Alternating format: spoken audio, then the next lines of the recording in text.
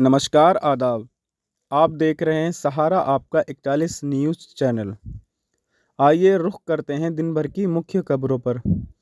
वहीं जनपद बिजनौर में गुलदार के हमलों को लेकर भीम आर्मी के कलेक्ट्रेट में प्रदर्शन में पहुंचे राष्ट्रीय अध्यक्ष चंद्रशेखर आज़ाद।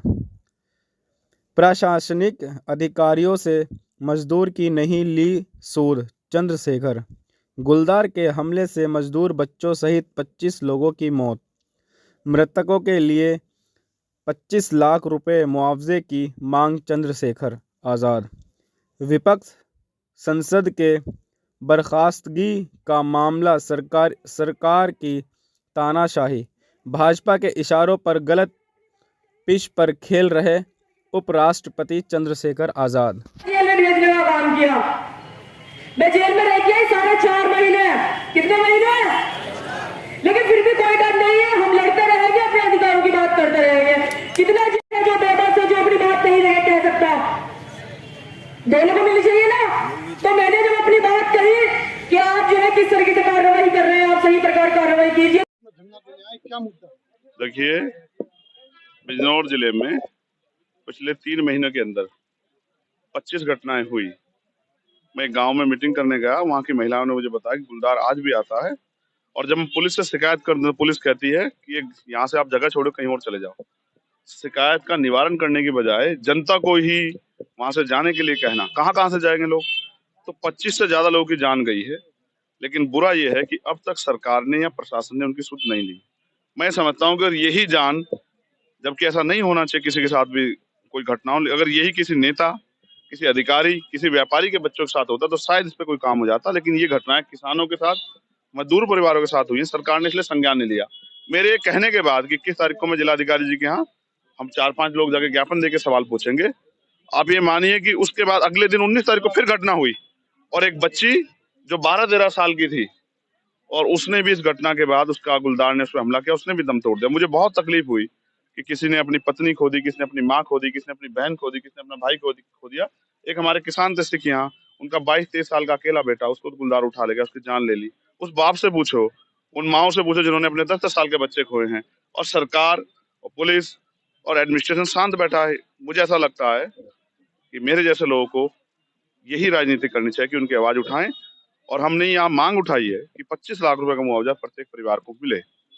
किसान अपने खेत पे नहीं जा पा रहा, गुलदार ना जान ले ले। मजदूर अपने लिए काम करने नहीं जा पा रहा। बहुत सारे ऐसे लोग हैं जिन पे कोई रोजगार नहीं है, उन्होंने पशु पाले हैं, खेत में घास लाते हैं, घास का चारा खिला के दूध इकट्ठा करके दूध बेचते हैं। वो लोग परेशान हो गए, लोग भूखे मर रहे हैं, लेकिन कोई सुनने को राजी नहीं है। इसलिए मेरी जिम्मेदारी बनती है कि मैं यहाँ के संघर्ष करूं और सरकार से जवाब मांगू।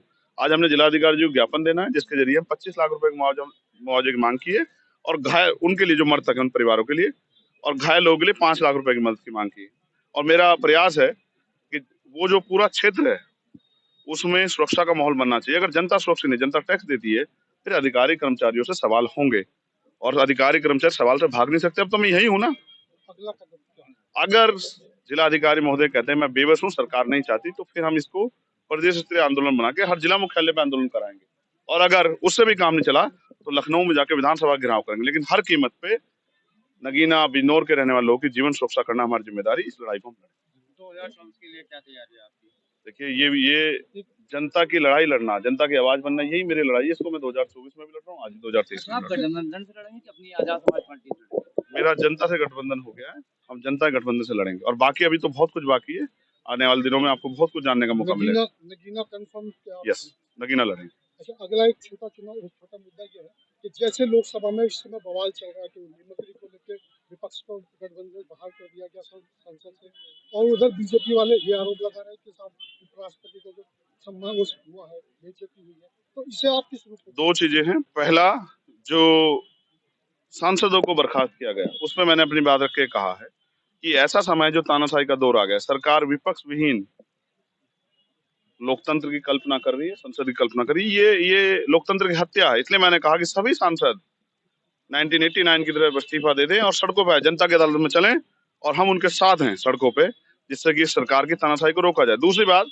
मैं उपराष्ट्रपति जी का बहुत सम्मान करता हूँ, लेकिन मैं याद दिलाना चाहता हूँ, मैं अगर उनका अपमान है तो मैं इससे बहुत आहत हूँ। लेकिन जब हमारी पहलवान बेटियों का अपमान हुआ, जब हमारी पहलवान बेटियों को घसीटा गया तब भी सब यहीं थे, और जब 700 किसानों की जान गई तब भी यहीं थे। जब प्रधानमंत्री एक शब्द नहीं बोल पा रहे थे, जब चुनाव आया तो हाथ जोड़ने पड़े, लेकिन पहलवान बेटे जिन्होंने देश का गौरव बढ़ाया था वो भी शायद इसी समाज से बिलोंग करती थी, लेकिन जब उनके कपड़े फाड़े गए, उनको पीटा गया, उनको खींचा गया, तब शायद मुझे लगता है एक शब्द जो है उपराष्ट्रपति जी भी नहीं कह पाए। मुझे बहुत दुख है कि उपराष्ट्रपति जी भाजपा के इशारे पे एक गलत पिच पे खेल रहे हैं। किसानों को इसका बहुत बड़ा नुकसान होगा। मैं उनका बहुत सम्मान करता हूँ और उम्मीद है कि उनको भी खुद एहसास होगा कि वो भाजपा के तंत्र में ना फंसे। वो एक संवैधानिक पद पे उस पद की गरिमा बना के और आगे बढ़ते रहे। हम सब लोग उनका सम्मान करते, कोई उनका अपमान नहीं कर सकता। वो बहुत प्रतिष्ठित व्यक्ति हैं और समाज में और देश में उनका बहुत सम्मान। लेकिन आज वो बीजेपी के इशारे पे जो कर रहे हैं, इससे नुकसान होगा। जनता देख रही है कि किसानों की लाशों पे हंसने वाले भाजपा के लोग, पहलवान बेटियों की के अपमान पे हंसने वाले भाजपा के लोग आज अपने आप कितना गौरवान्वित महसूस कर रहे हैं। तो इसलिए ये सब चीजें 2024 से जुड़ी हुई चीजें हैं, लेकिन जनता समझदार है। अभी आपने मायावती जी के लिए परिवारवाद पे सवाल कमेंट किया कि उन्होंने आकाश आनंद को बना के परिवारवाद को बढ़ावा दिया। नहीं, मैं परिवारवाद की बात नहीं कर रहा हूँ। बेसिकली काशीराम साहब ने जो तैयार किया था विचारों का आंदोलन, वो कमजोर वर्गों का संयुक्त आंदोलन था। आपने उससे कमिटमेंट किए थे। नेता की ताकत होती है उसका कमिटमेंट, उसका स्टैंड। जब नेता अपने कमिटमेंट स्टैंड छोड़ता, विचार छोड़ता, तो समझ जाना चाहिए। देखिए, पिछले साल बहन जी ने कहा कि वो भी बहुत मजबूत है, 20 साल कहीं नहीं जाने वाले, 20 साल तक वही राजनीति करेंगे। अचानक क्या हुआ 1 साल में कि आपने उत्तराधिकारी घोषित कर दिया? तो मैं समझता हूँ उनको खुद महसूस हो गया कि आज की राजनीति में वो फिट नहीं बैठ रही है, और चंद्रशेखर आजाद को रोकने के लिए जितने प्रयास कर लो, मैं इससे नहीं घबराता हूँ। मैं उनका धन्यवाद देता हूँ और मैं उनसे कहूंगा कि वो आराम करें। उनके हम चंद्रशेखर और बहुत सारे लोग देश में निकले हुए हैं जो भारतीय संविधान की भी रक्षा करेंगे, लोकतंत्र की भी, और प्रयास करेंगे कि भाजपा के इस गुंडा राज को खत्म किया जाए। धन्यवाद।